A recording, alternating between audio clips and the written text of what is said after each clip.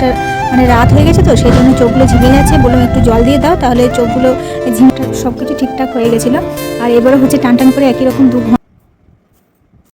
Hello friends, কল্পনা ক্রিয়েশনে আরও একটি new ভিডিওতে সবাইকে অনেক অনেক স্বাগত। আজকে দেখুন, আজকে হচ্ছে সূর্যগ্রহণ। যদিও এই গ্রহণটা আমাদের দেশে দৃশ্যমান নয়, তবুও তো নিয়ম মেনে পালতে হবে। গর্ভবতী মায়েদের জন্য এটা হচ্ছে বিশেষভাবে পালন করা। তো যারা নর্মাল রয়েছে লোকজন যেমন এরকম সবাই রয়েছে, তাদের জন্য এই নিয়মটা পালার কিছু দরকার নেই, কারণ হচ্ছে এটা আমাদের দেশে তো দৃশ্যমান নয়, সেই জন্য হচ্ছে আর কি তাদেরকে পালার কিছু দরকার নেই। কিন্তু গর্ভবতী মায়েদের জন্য বিশেষ কিন্তু এটা পালতে হবে, কেন যতই হোক একটা সন্তানের সুরক্ষার জন্য তার মাকে এই গ্রহণটা পালা অবশ্যই দরকার।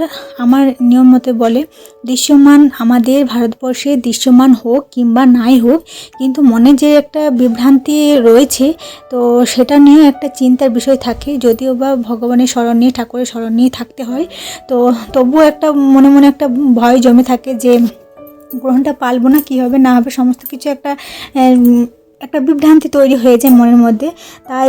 তাই আমি হাজব্যান্ডকে বলেছিলাম, হাজব্যান্ড বলেছিল যে এত ভালোভাবে পালার দরকার নেই। তো আমি বললাম যে না, ভালোভাবে পালার কোনো বিষয়ই নাই, যে যখন পালতে হবে তখন ভালোভাবেই পালবো, সে যতই কষ্ট হোক না কেন। তো এখন হচ্ছে গ্রহণ কিন্তু লেগে গেছিলো প্রায় ওটা 11:30 কাছাকাছি হচ্ছে গ্রহণটা লেগেছিলো, 11টার সময়। তো তখন থেকে হচ্ছে খাওয়া দাওয়া করে এখন হচ্ছে আমি গ্রহণটা পালতে লেগে গেছে। আর এই যে হাজব্যান্ড এখন আমাকে জল দিয়ে মুখটা ধুয়ে দিচ্ছে। এই টাইমটা হচ্ছে প্রায় 1:30 থেকে 2টোর কাছাকাছি। সেই সময় কিন্তু আমার প্রচুর পরিমাণে চোখটা আমার ঝিমিয়ে যাচ্ছিলো, মানে চোখ লেগে যাচ্ছিলো। তো সেই জন্য হচ্ছে হাজব্যান্ডকে বললাম যে আমার চোখে মুখে একটু জল দিয়ে দাও, আমি ঘুমিয়ে ফেলছি, আমি আর পারছি না বসে থাকতে। তো ও সেই মতো করে উঠে আমাকে জল চোখে মুখে দিয়ে দিল, যাতে একটু ঘুমটা একটু কাটে। তারপরে বললাম 2 ঘন্টা ধরে তো বসে আছি, তো এখন একটু হাঁটা চলা করি। সেই জন্য হচ্ছে আর কি এখন আমি একটু হাঁটা চলা করব। 2 ঘন্টা একই রকম বসে আছি, আর এইবারে গ্রহণটা পালতে এতটা পরিমাণে কষ্ট হচ্ছে যে কি বলবো। আর আমি চেষ্টা করেছি নিজের দিক থেকে ভালো মতো করে পালার চেষ্টা করেছি।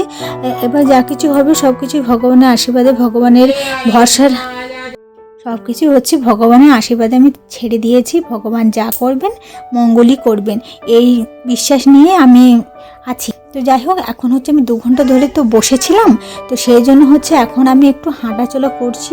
আর এইবারে বন্ধুরা, সত্যি কথা বলতে গেলে এইবারে গ্রহণটা অনেকটা সময় ধরে ছিল, প্রায় 5 ঘন্টা মতো ছিল। আগেবারে গ্রহণটা এতটা সময় ধরে ছিল না, এবারে কিন্তু 5 ঘন্টা টানা গ্রহণ চলেছে।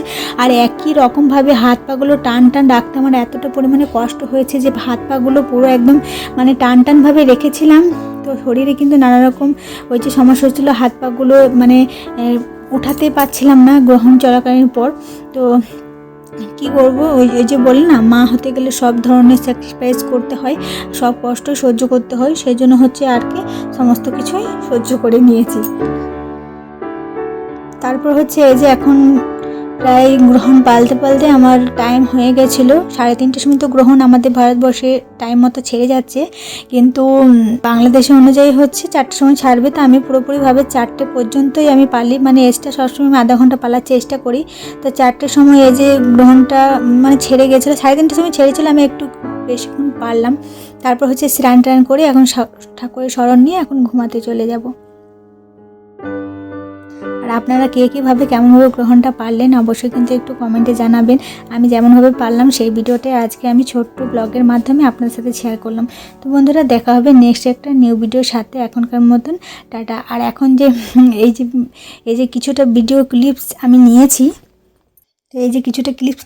তো সেটা হচ্ছে একেবারে সকালের ভিডিও, যে তখন আমি ভোর 4টের সময় শুধু 1 বালতি জল দিয়ে তুলসী পাতা গঙ্গা জল ছিটিয়ে জল ঢেলে চলে এসেছিলাম। তারপর হচ্ছে সকালে ঘুমিয়ে উঠিয়ে বাসি কাজ করে আবার হচ্ছে এই একবার স্নান করেছি। তো বন্ধুরা, ভিডিওটা আমি এখানেই এন্ড করছি। টাটা।